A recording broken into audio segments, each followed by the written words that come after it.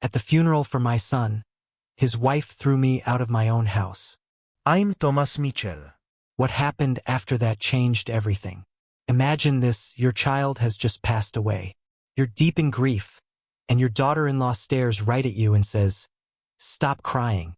Pack your bags and get out of my house now." Right in front of everyone at my son's funeral, she called me a worthless burden. But Victoria didn't know one thing. That house she was kicking me from, I built it back in 1987. And that $850,000 she thought she'd inherited? It was always mine. For 8 years, she lived off my generosity while acting like I was a charity case. I didn't argue, I just walked away. Sometimes, staying silent is the most powerful response you can give. If you're new here, go ahead and hit subscribe. I share stories about standing up to disrespect, and trust me, you won't want to miss how this ends. Because what Victoria found out 3 days later taught us both that assumptions can cost you everything. Let me go back to the beginning. Right from the start, the signs were there.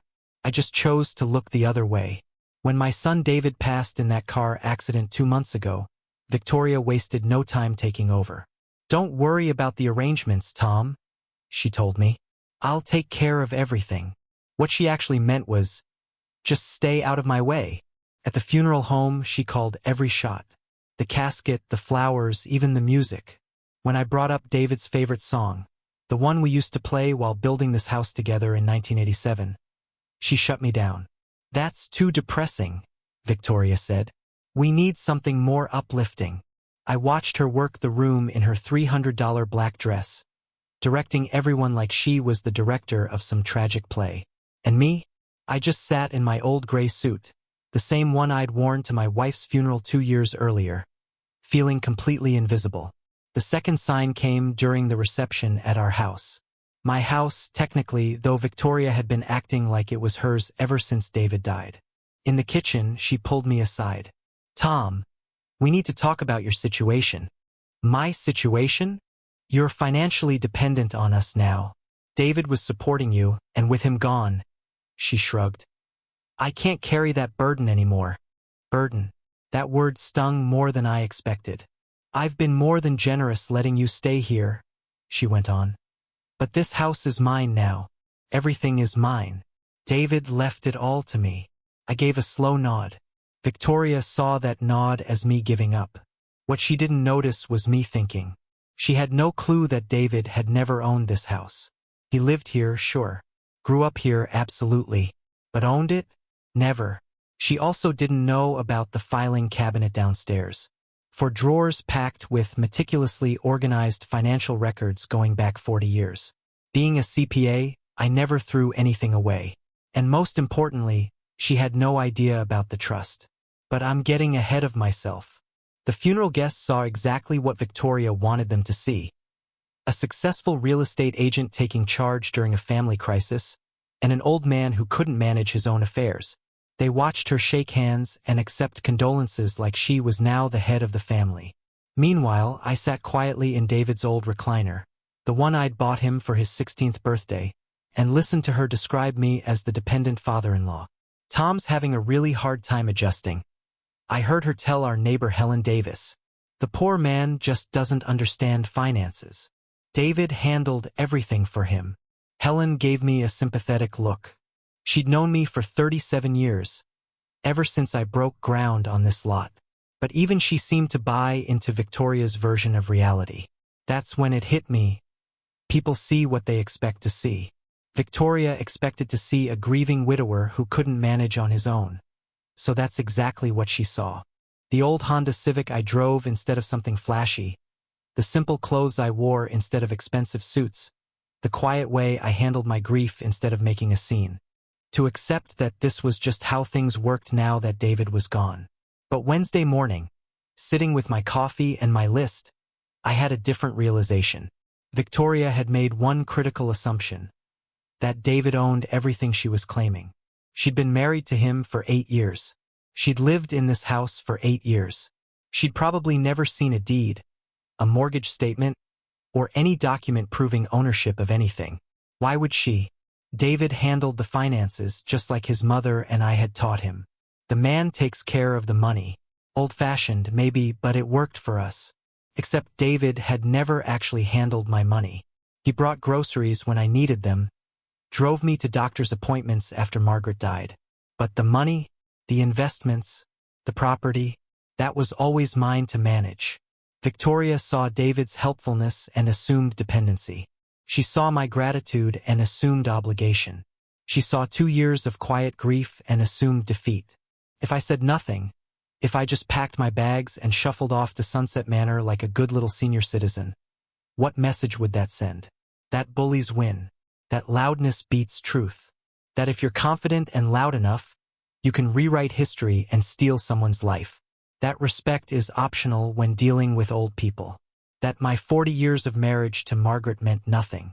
That the house we built together was just bricks and wood. That the son we raised here could be forgotten as easily as photos removed from a mantle. The stakes weren't just financial. They were about existence itself. But I had something Victoria didn't know about. Something that would change everything. I just needed to find the right moment to use it. And that moment was coming sooner than she thought. Thursday morning, Victoria let herself into my house with David's key. I was having breakfast when I heard the front door open. No knock. No good morning. She walked in like she owned the place, which in her mind she did. Tom, we need to talk, she announced, marching into the kitchen with a manila folder under her arm. About what? Your finances. She sat down across from me without an invitation. I've been thinking about your situation, and I need to understand exactly what David was covering for you. I took a sip of coffee. Such as the utilities, the property taxes, the insurance. She opened her folder and pulled out a legal pad covered in her handwriting. David never told me the exact amounts, but I need to know so I can budget properly. Budget for what? For taking over those payments, obviously. She looked at me like I was slow. Until you move out, I'll have to cover everything David was covering for you. I set down my coffee cup. And what exactly do you think David was covering? Everything. The mortgage, the taxes, the electric bill. You're on a fixed income, Tom. Social Security doesn't stretch that far. Is that what David told you? Victoria's pen stopped moving. What do you mean? I mean, did David specifically tell you he was paying my bills? He didn't have to tell me. It's obvious. She gestured around the kitchen. How else could you afford to live here? This house is worth over $400,000. And how do you know what it's worth? I'm a real estate agent, Tom. I know property values in this neighborhood. But you've never seen the deed. The question hung in the air like smoke. Victoria's confident expression flickered for just a moment. I don't need to see the deed. David inherited this house when your wife died. Did he? Of course he did. Who else would get it? I stood up slowly and walked to the sink, rinsing my coffee cup with deliberate care. You know, Victoria, you've made a lot of assumptions about my finances. They're not assumptions. They're facts. Really? What other facts do you have? She consulted her legal pad. David told me you never contributed a dime to this house. I turned around. Is that what David told you? Yes. Interesting. Because I built this house in 1987, paid cash for the lot, hired the contractors, supervised every day of construction. Victoria's face tightened. That was 37 years ago. Things change. Some things don't. Like ownership. Look, Tom, I know this is hard for you. Losing David, having to face reality about your financial situation, but denial won't help. What denial? Pretending you're not dependent on family charity. The word charity landed like a slap. I dried my hands on the dish towel, taking my time. Victoria, let me ask you something. What? In 8 years of marriage, did David ever show you a mortgage statement? We kept our finances separate. Did he ever mention making house payments? We didn't discuss every detail of his expenses. Did you ever see him write a check for property taxes? Her silence was answer enough. Here's what I think happened, I said, leaning against the counter. David helped me around the house, picked up groceries, did some yard work, and you assumed that meant he was supporting me financially. Because that's what it looked like. Appearances can be deceiving. Victoria stood up, clearly frustrated. Fine. Show me the deed, then. Prove you own this house. I don't have to prove anything to you. Yes, you do. Because I'm David's widow, and I inherited everything. Did you? Stop answering questions with questions. Stop making assumptions. We stared at each other across the kitchen. Victoria's jaw was tight, her real estate agent composure cracking.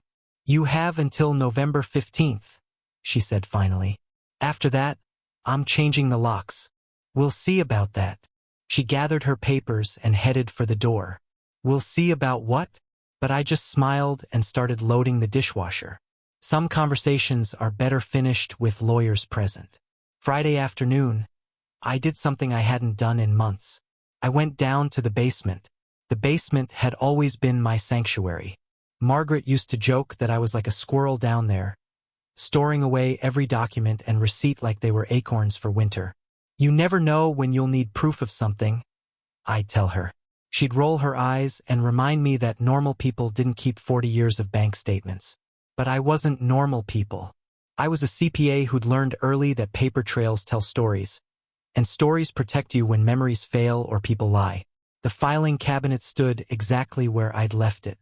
4 drawers of meticulous organization. Each drawer labeled by decade. Each file folder labeled by category. Each document filed chronologically. It was beautiful in its own way. I pulled out the bottom drawer first. 1980s. The decade that changed everything. Inside, I found the folder I was looking for. Real estate. 447 Maple Street. Yes, 447. The house number Victoria thought she now owned. The first document was the original land purchase agreement, March 12, 1987. Thomas Mitchell, buyer. $43,000 for the lot. The second document was the construction contract. Mitchell and Sons Building Company. No relation to me, just a coincidence of names. $78,000 for a custom colonial. The third document was the most important. The original deed, recorded March 15, 1987. Owner, Thomas Mitchell.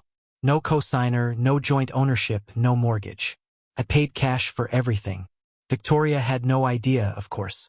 She'd been 4 years old in 1987, probably learning to tie her shoes while I was learning to read blueprints. But there was more in that folder. Much more. Insurance policies, property tax receipts, utility connection agreements. All in my name. All paid by me. All proving continuous ownership for 37 years. David's name appeared nowhere in any of these documents. I pulled out the second drawer. 1990s. More of the same. Property taxes paid annually by Thomas Mitchell. Insurance premiums paid quarterly by Thomas Mitchell. Even the landscaping receipts were in my name. The 2000s drawer told the same story, and the 2010s and the most recent file from 2024. But the real surprise was in the very back of the bottom drawer, in a folder labeled Trust Documents, Private. This was the folder Victoria definitely didn't know about. Inside were papers that would change everything, documents that told a story she couldn't imagine. The first paper was a trust agreement dated June 15, 1985, before David was even born. The Thomas and Margaret Mitchell Family Trust. The second paper was a bank statement from First National Bank of Ohio. Current balance as of October 31, 2024, $853,412. The third paper was a list of trust beneficiaries. David's name was there, yes, but not as an inheritor. As a beneficiary during his lifetime with specific terms and conditions. Terms and conditions that Victoria had never bothered to ask about. The trust was complicated, the way these things always are. But the basic structure was simple. Margaret and I were the original trustees. After Margaret's death, I became the sole trustee. David received monthly allowances for education, housing assistance, and family support. But ownership, that always remained with the trust, which meant it remained with me. David had lived comfortably because I made sure he lived comfortably. The engineering degree I helped pay for, the wedding I helped fund, the various investments and opportunities that came his way. All of it flowed from this trust. All of it remained under my control. Victoria saw David's comfortable lifestyle and assumed he was independently wealthy. She saw his generosity toward me and assumed it came from his own earnings.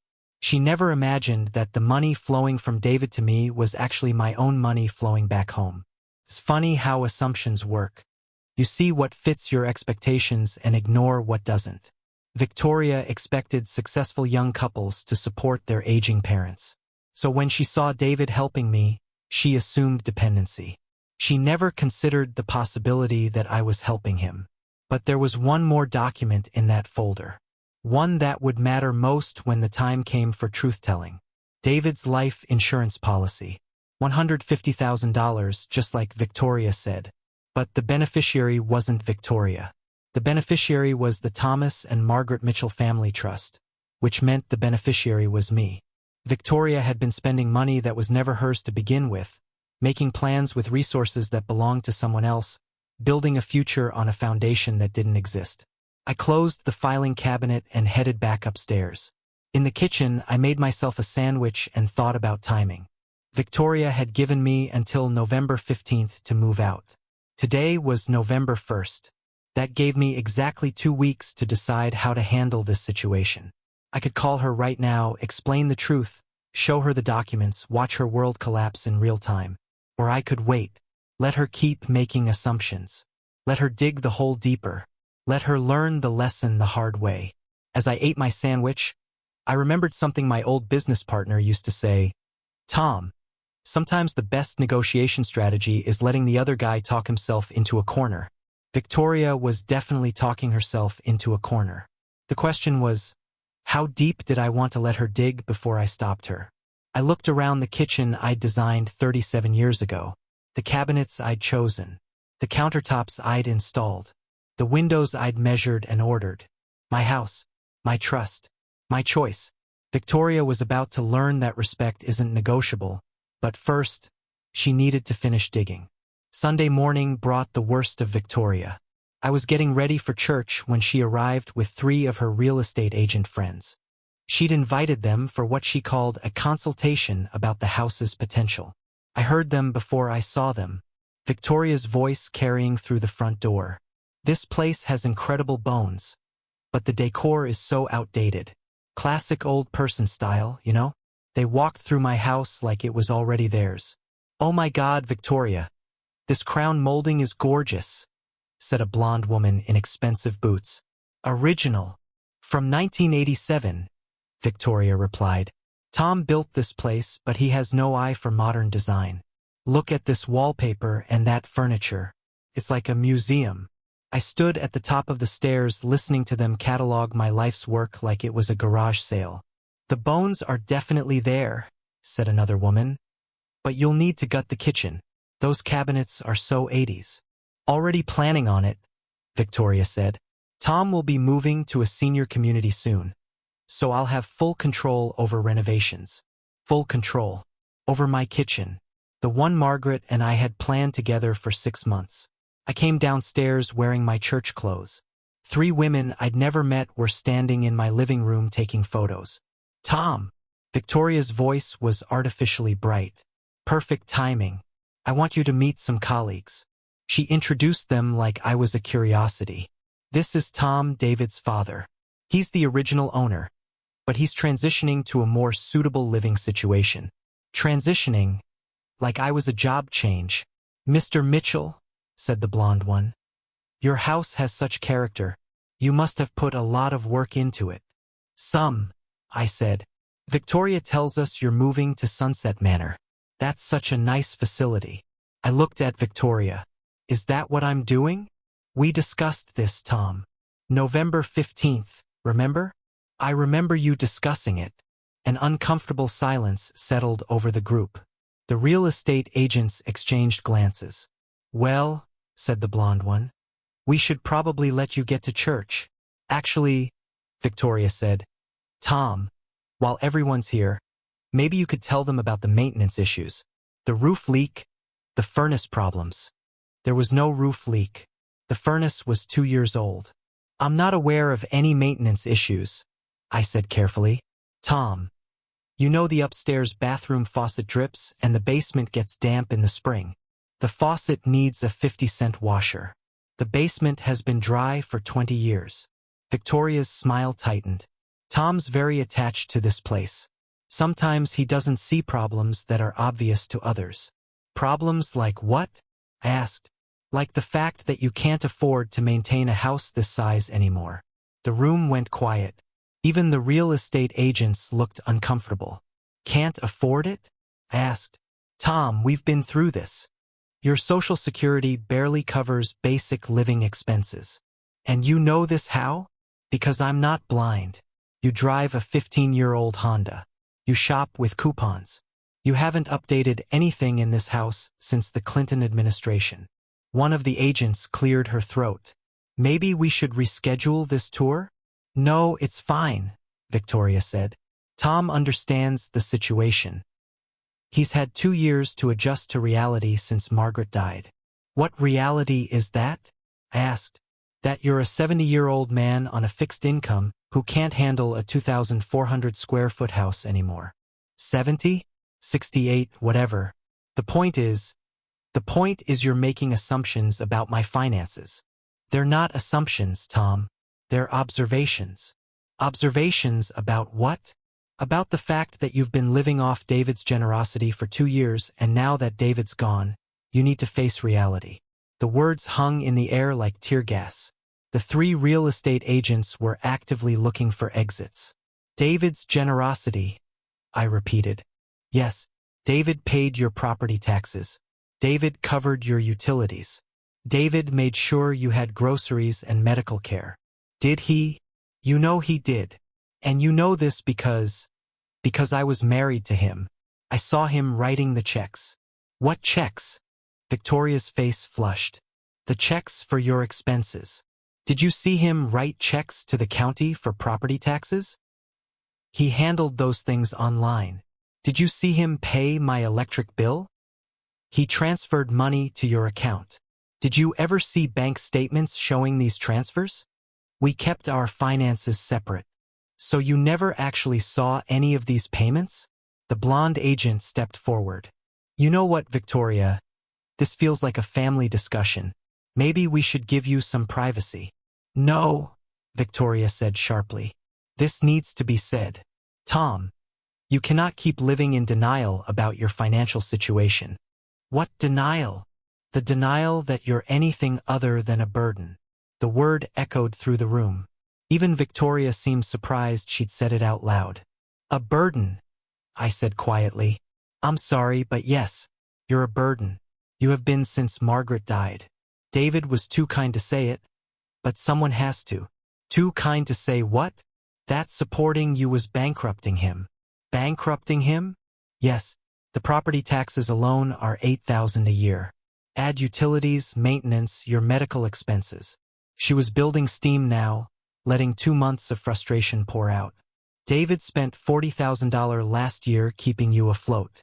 $40,000 at least. And now he's gone and I'm supposed to pick up that burden? I have my own life to think about. The real estate agents were edging toward the door. So you're throwing me out, I said. I'm giving you a month to find appropriate housing. That's more generous than most people would be. Generous? Yes, generous. Because frankly, Tom, you never contributed anything to David's success. He built his own life, earned his own money, bought his own house. This house. Yes, this house. David inherited it from Margaret and now I inherit it from David. That's how inheritance works. I nodded slowly. I see. Good. Finally. Victoria. What? You might want to check your facts before making statements like that in front of witnesses. She laughed. What facts? Tom, I'm a real estate professional. I know how property ownership works. Do you? Better than you do, apparently. I looked at the 3 women by the door. They were witnessing something they definitely hadn't signed up for. Ladies, I said, you might want to ask Victoria to show you the deed to this house before you start planning renovations. Victoria's face went white. Tom, don't what? Don't tell the truth. But I'd said enough. Sometimes the best revenge is letting people hang themselves with their own words. Enjoy your tour, I said, and headed for the front door. I had a lawyer to call. Monday morning, I sat in attorney Margaret Collins' office with 3 manila folders on the mahogany desk between us. Margaret Collins, no relation to my late wife, just another one of life's small coincidences, had been handling my legal affairs for 20 years. She knew exactly what those folders contained. "Tom," she said, adjusting her reading glasses, "I have to ask, are you sure you want to do this?" "I'm sure. Because once we start this process, there's no taking it back. Victoria will know everything." "Good." Margaret opened the first folder. "Let's review what we have." The original deed to 447 Maple Street lay on top. Thomas Mitchell, sole owner, recorded March 15, 1987. "No co-signers," Margaret noted. "No joint ownership. No mortgage. You paid cash for the land and construction." "Correct." She opened the second folder. "Property tax records for 37 years. All paid by you from your accounts." "Correct." "Insurance policies, utility bills, maintenance contracts, all in your name." "Correct." She opened the third folder. "And this is the big one. The Thomas and Margaret Mitchell Family Trust." The trust documents were thick, complex, full of legal language that took years to develop and decades to fund. "Current balance?" Margaret asked, though she already knew. $853,412 as of last Friday. "And David's status in the trust? Beneficiary during his lifetime. Never a trustee. Never an owner." Margaret leaned back in her leather chair. "Tom, this is a substantial estate. Victoria had no idea. None. And David never told her about the trust structure?" "David was a good son, but he wasn't detail-oriented about finances. He knew I helped him when he needed help. He probably never thought to explain where the money came from. So Victoria assumed that David was supporting you instead of the other way around." Margaret shook her head. "It's understandable, I suppose. Young couples don't usually have trusts this size backing them up." "The irony is beautiful," I said. "Victoria kicked me out of my own house using my own money to threaten me." "How so?" "David's life insurance, $150,000. She's been making plans with that money for 2 months. But the beneficiary is the trust. Which means the beneficiary is you." Margaret pulled out a calculator. "So let me make sure I understand. Victoria thinks she inherited a $420,000 house and $150,000 in life insurance." "That's right. But actually, she inherited nothing. The house belongs to you and the insurance money goes to your trust." "That's right. And she's been treating you like a charity case while planning to spend nearly $600,000 that was never hers." "That's right." Margaret was quiet for a moment, processing the situation. "Tom, I have to ask, why did you let this go on for 2 months? Why didn't you correct her assumptions immediately?" "I thought about that Sunday morning scene. Victoria calling me a burden in front of strangers. The casual cruelty of it. Because I wanted to see how far she'd go. And she went pretty far." Margaret nodded. "What do you want to do now?" "I want to establish clear boundaries." "Legal boundaries?" "All kinds of boundaries." She pulled out a legal pad. "Talk to me." "First, I want the insurance claim processed immediately. The money belongs to the trust, not to Victoria." "Done. That's straightforward." "Second, I want Victoria served with formal notice that she's a tenant in my house, not an owner." "Also straightforward." "How much notice?" 30 days. The same time frame she gave me." Margaret smiled slightly. "Poetic justice." "Third, I want her to understand exactly what David's relationship to the trust was, so she can't claim ignorance going forward. We can provide complete documentation." "And fourth," I paused, "I want witnesses present when we have this conversation." "Witnesses?" "The same real estate agents who heard her call me a burden yesterday. They should hear the truth, too." Margaret set down her pen. "Tom, that feels like public humiliation." No. "Public humiliation is what Victoria did to me. This is public education." There's a difference? Victoria humiliated me to make herself feel powerful. I'm educating people to prevent future misunderstandings. Margaret considered this. The real estate agents aren't necessary for the legal process, but they're necessary for the social process. Explain. Victoria spent 2 months telling people that I'm a broke old man living off family charity. Those people deserve to know the truth. And Victoria deserves to hear that truth in front of the same people she lied to. Exactly. Margaret made notes on her legal pad. When do you want to do this? Tomorrow. Give Victoria 24 hours to enjoy her assumptions. And if she refuses to meet, then we serve the papers without explanation and let her figure it out. Margaret pulled out her calendar. I can have everything ready by 10 a.m. tomorrow. Perfect. Where do you want to meet? Victoria's real estate office, where her colleagues can see what respect looks like. Margaret looked up from her calendar. Tom, I've been practicing law for 30 years. I've seen a lot of family disputes. This isn't about the money, is it? No, it's about the disrespect. It's about boundaries. Victoria needs to learn that you can't treat people badly just because you think they're powerless. And if she'd been respectful from the beginning, then we'd be having a different conversation. I would have explained the situation privately and helped her transition to independence. But she wasn't respectful. She was cruel. There's a difference between grief and cruelty. Margaret closed the folders. I'll make the calls this afternoon. Thank you. Tom. Yes. For what it's worth, I think David would be proud of how you're handling this. I stood up and shook her hand. David taught me something important. What's that? That quiet strength beats loud ignorance every time. He was a smart boy. He learned from the best teacher. Margaret. No, life. Life taught him that respect is earned, not inherited. As I left the law office, I thought about Victoria's timeline. She'd given me until November 15th to move out. Tomorrow was November 5th. She was about to learn that some deadlines cut both ways, and some assumptions cost more than you can afford to pay. The quiet man was about to speak up, and when quiet men finally speak, smart people listen. Victoria was about to find out exactly how smart she really was. Tuesday morning at 10 a.m., Margaret Collins and I walked into Premier Realty on Main Street. Victoria was at her desk, showing house photos to a young couple. She looked up when we entered, and her face went from professional smile to confusion to something approaching alarm. Tom, what are you doing here? We need to talk, I said calmly. Privately. The young couple looked between us, sensing tension. I'm with clients, Victoria said, her real estate agent composure kicking in. Can this wait?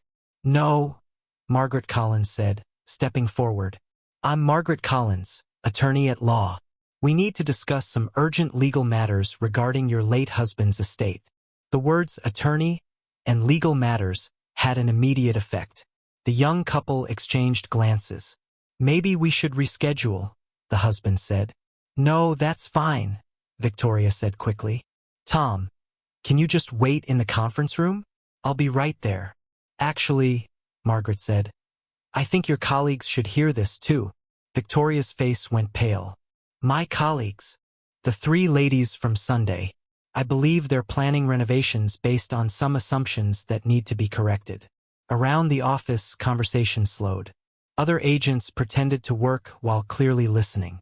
Tom, what is this about? Victoria's voice had an edge now. It's about the house, I said simply. We already discussed the house. No, you discussed the house. I listened. Victoria's client couple was backing toward the door.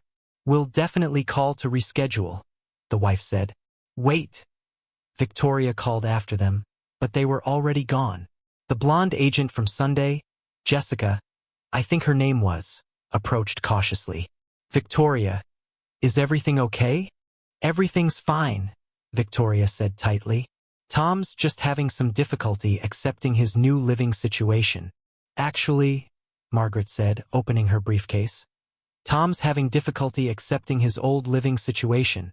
What does that mean? Margaret pulled out the first folder. It means we need to clarify some misconceptions about property ownership. There are no misconceptions, Victoria said. I inherited David's house. What house is that? Margaret asked. 447 Maple Street. And you have documentation of this inheritance? David's will. David's will left his personal property to me, yes. His car, his clothing, his personal effects, and his house. David didn't own a house. The words dropped into the office like stones into still water. Every conversation stopped. What do you mean he didn't own a house? Victoria asked. Margaret opened the folder and pulled out the deed. 447 Maple Street is owned by Thomas Mitchell. Purchased March 15, 1987. No co-signers, no joint ownership, no mortgage. That's impossible. Here's the deed. Victoria snatched the paper and read it. Her face went from pale to white. This has to be wrong, she said. David inherited this house when Margaret died. Margaret Mitchell owned no property, Margaret Collins said. Everything was purchased by Thomas Mitchell before their marriage. But David lived there his whole life. As Tom's son in Tom's house. Jessica and the other agents were drawing closer now, fascinated despite themselves. I don't understand, Victoria said. David paid all the bills, the taxes, the utilities, everything. No, I said quietly. David helped me around the house. I paid all the bills. That's not true. Margaret pulled out the second folder. Property tax records for 37 years, all paid by Thomas Mitchell. Insurance policies, she continued, pulling out papers, all in Thomas Mitchell's name. Utility bills, bank records, maintenance contracts, all Thomas Mitchell. Victoria stared at the papers like they were written in a foreign language. This doesn't make sense, she said. David had money, good money. He was an engineer. David was comfortable because Tom made sure he was comfortable, Margaret said. What does that mean? Margaret pulled out the third folder. The Thomas and Margaret Mitchell Family Trust. Current balance, $853,412. The office was completely silent now. David was a beneficiary of the trust during his lifetime, Margaret continued. Tom provided financial support for David's education, his wedding, his various needs. You're saying Tom was supporting David? I'm saying Tom was supporting his son from his own resources. Victoria sank into her desk chair. But David told me he was helping Tom financially. David was helping Tom practically. Groceries, rides to appointments, yard work. Tom was helping David financially. The life insurance, Victoria said suddenly. David's life insurance, that's mine. Margaret pulled out another paper. The beneficiary of David's life insurance policy is the Thomas and Margaret Mitchell Family Trust. No. Yes. That money is mine. That money belongs to Tom. Victoria looked around the office. Every agent was staring at her. The woman who'd been so confident Sunday morning, so certain of her inheritance, so dismissive of the old man's protests. Tom, she said, her voice small now. I didn't know. You didn't ask. You could have told me.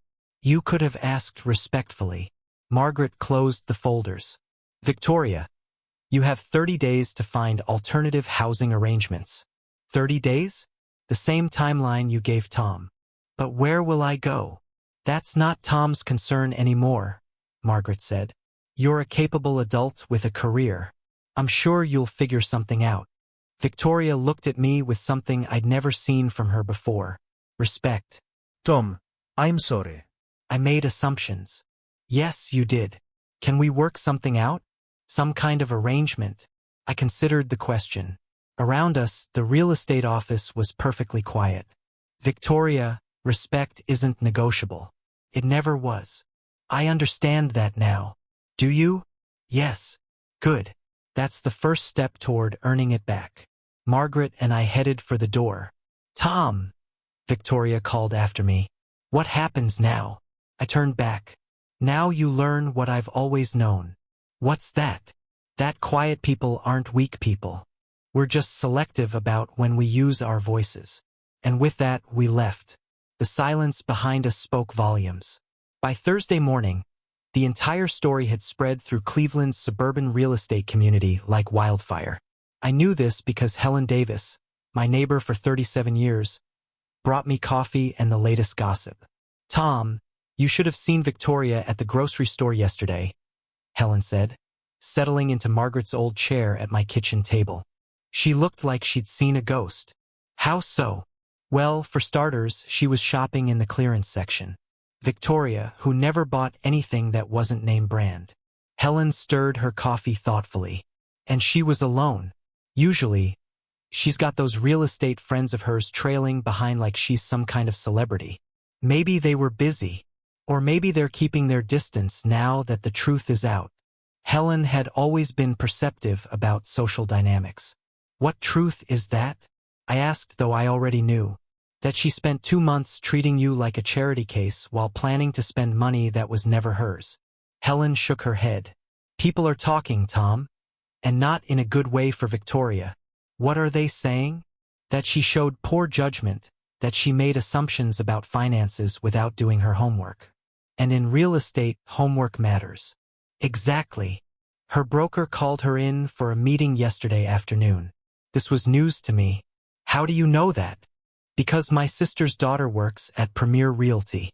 She said the whole office was buzzing about what happened Tuesday morning." Helen leaned forward conspiratorially. "Apparently, 3 different clients have already asked to be transferred to other agents." "Why?" "Because if Victoria can't figure out who owns a house she's been living in for 8 years, how can she be trusted with their real estate transactions?" I hadn't considered that angle, but it made sense. Real estate was built on trust and competence. Victoria had publicly demonstrated a lack of both. "There's more," Helen continued. "You know that young couple she was meeting with when you showed up?" "Vaguely. They posted about it on social media. Something about dodging a bullet with an agent who doesn't understand property law." "They posted about it? With photos of the office and everything?" "It's gotten hundreds of likes." The ripple effects were spreading faster than I'd anticipated. My phone rang. Margaret Collins. "Tom, we have some developments." "Good or bad?" "Depends on your perspective. Victoria's attorney called this morning." "She hired an attorney?" "Apparently. He wanted to discuss a settlement." "What kind of settlement?" "Victoria would like to stay in the house for 6 months instead of 30 days. She's offering to pay rent." "How much rent?" $2,000 a month. I almost laughed. For a house worth $420,000? Market rent would be closer to $3,000, yes. "What did you tell him?" "That we'd consider reasonable offers." "And what's reasonable?" $3,500 a month, first and last month in advance, plus a security deposit equal to 1 month's rent. "So, $10,500 up front?" "Correct. If she wants to stay, she pays market rate like any other tenant." "Can she afford that?" "That's not our problem." But her attorney seemed to think it might be challenging given her current circumstances. After I hung up, Helen was studying my face. "Victoria wants to stay?" she asked. "She wants to pay below market rent to stay." "And you said?" "I said she can pay market rent like anyone else." Helen nodded approvingly. Fair is fair. Friday afternoon brought another visitor. David's old college friend, Mike Thompson. "Tom, I owe you an apology," he said at my front door. "For what?" "For believing Victoria's version of things. She told everyone that David was supporting you financially. And you believed her." "I did. And I'm sorry. I should have known better." Mike shifted uncomfortably. "The thing is, David always talked about how proud he was of your success. How you'd built this house, how you'd managed your investments, how you'd taught him about financial responsibility. So why did you believe Victoria?" "Because it fit what I expected to see. Old man, dead wife, grown son helping out. It seemed natural." Assumptions again. "Yeah, and I'm not the only one. A lot of David's friends made the same assumption. And now we're all feeling pretty stupid. And we're wondering what else Victoria might have misrepresented about David." That was an interesting development. Victoria's credibility was collapsing across multiple social circles. Saturday morning, Margaret Collins called with the final update. Victoria's attorney called back. She said, "She can't afford the rent. So she's moving out?" "She's moving out. But there's something else." "What?" "She's also leaving Premier Realty. Voluntarily. Let's call it mutually agreed upon." So Victoria was losing her house and her job in the same week. "Tom, I have to ask, do you feel bad about any of this?" I looked around my kitchen, the one Margaret and I had designed together, the one Victoria had planned to gut and renovate. Victoria made choices. She chose to be cruel instead of kind. She chose assumptions instead of questions. She chose to humiliate me in front of strangers. And now she's facing consequences. Natural consequences. I didn't fire her from her job. Her clients did that by requesting other agents because they lost confidence in her judgment. Exactly. This isn't revenge. This is accountability. And Victoria? Victoria is learning that actions have consequences. It's a lesson she should have learned years ago. Sunday morning, I sat in church thinking about forgiveness and boundaries. They weren't opposite things, I realized. They were complementary. I could forgive Victoria for her assumptions and still maintain boundaries about respect. I could forgive her cruelty and still expect her to face the natural consequences of her choices. Forgiveness didn't mean pretending nothing had happened. It meant accepting what had happened and moving forward with wisdom. Victoria was moving out next weekend, and I was moving forward with a new understanding of my own quiet power. Sometimes the best lesson you can teach someone is to let them teach themselves. 3 weeks later, I sat in my living room reading the Sunday paper when the doorbell rang. Victoria stood on my porch with a moving box in her hands.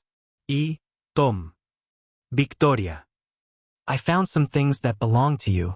Photo albums from when David was little, some of Margaret's recipe cards." I opened the door wider. "Come in." She set the box on the coffee table and looked around the room she'd planned to renovate.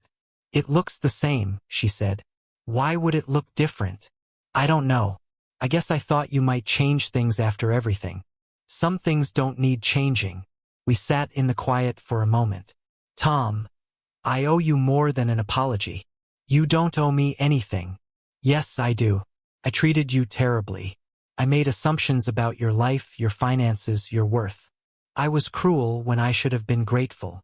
And now I understand something I should have understood from the beginning." "What's that?" "That David learned his values from someone. His kindness, his generosity, his quiet strength. He learned all of that from you." I nodded. "David was a good son. He was, and you were a good father. I just couldn't see it because I was too busy making assumptions." "We all make assumptions, Victoria. The question is what we do when we learn we're wrong." "I'm trying to learn from this." "Good. I found a job in Columbus. Fresh start, new city. Maybe I can do better there." "I hope you can." She stood to leave, then turned back. "Tom, can I ask you something?" "Of course." If I'd been respectful from the beginning, if I'd asked questions instead of making demands, would things have been different? I thought about that. Probably. I would have helped you transition to independence, given you time to find your feet.